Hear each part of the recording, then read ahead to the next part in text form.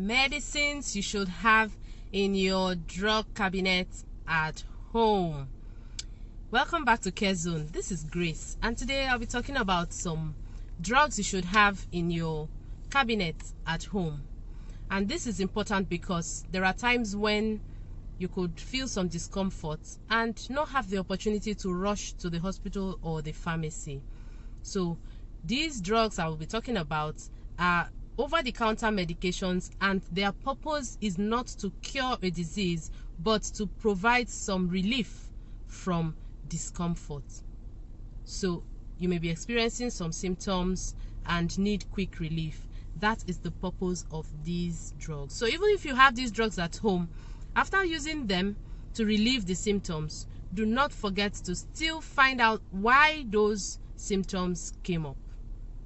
So over-the-counter medications will treat symptoms, will alleviate or relieve symptoms, but will not cure the cause of those symptoms. So let's jump right in and talk about these medicines you should have at home. The first on the list is painkillers. So I'm talking about paracetamol, aspirin, ibuprofen. And these drugs are very useful when you have headaches, period pains, and pains of other origins. It is important to note at this point that pregnant women should not take any medicines without recommendations from their doctor. And when it comes to aspirin, children under the age of 12 should not use aspirin.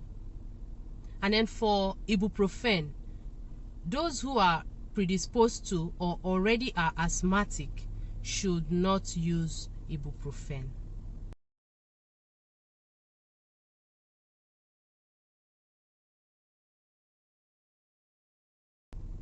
So let's talk about the next set of medicines. Anti-allergic drugs.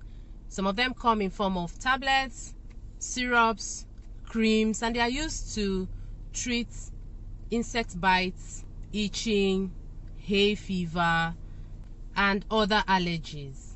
Many of them can cause drowsiness, but when you go to the pharmacy, you can request for the non-drowsy options if you would be going about your daily activities or be operating machinery or driving. The next set of drugs we want to talk about are oral rehydration salts. You can make your oral rehydration salt at home with the salt and sugar solution, or you can buy already prepared ones from the pharmacy, which come in sachets, which you can add to water and drink. They help to replace lost fluid and electrolytes due to diarrhea or a recent fever. Another set of drugs you should have at home are antidiarrheas. One example is loperamide. Then you can also, especially in children, use zinc tablets.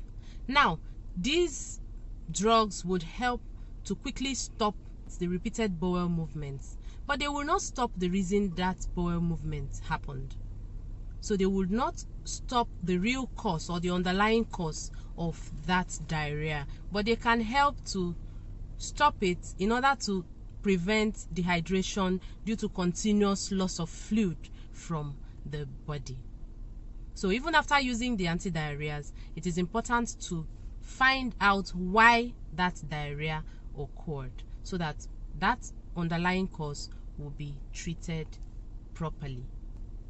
Another set of drugs you need to have in your cabinet at home are drugs used for treatment of indigestion. When there is indigestion, there may be heartburn, stomach aches, belching, bloating. So these drugs help to relieve those symptoms. Some of them come in tablet form, some come in suspension forms.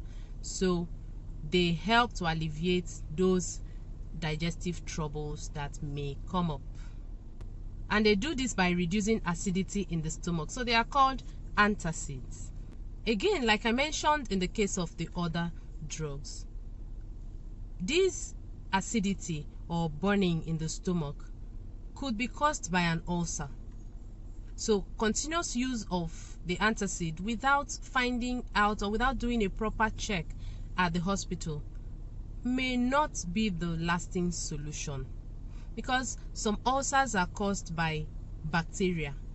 So if it is not checked and you just continue making use of the antacids, that bacteria that is causing the ulcer, which is causing that symptom you're feeling, will still be there. So there is no permanent solution provided by just the use of antacids. So like I said earlier, these drugs are just meant to relieve symptoms temporarily until proper checks have been done at the hospital. Another thing you should have in your cabinet is devices. Two important devices you need to have are a thermometer and an inhaler in case of people who have or who are asthmatic. So when you have a thermometer at home, it's easy for you to find out whether the temperature of the body is getting to points where you need medical intervention. Temperatures above 38 degrees should be reported immediately to the hospital. And the last but not the least of things you need to have in your drug cabinet at home is a first aid kit.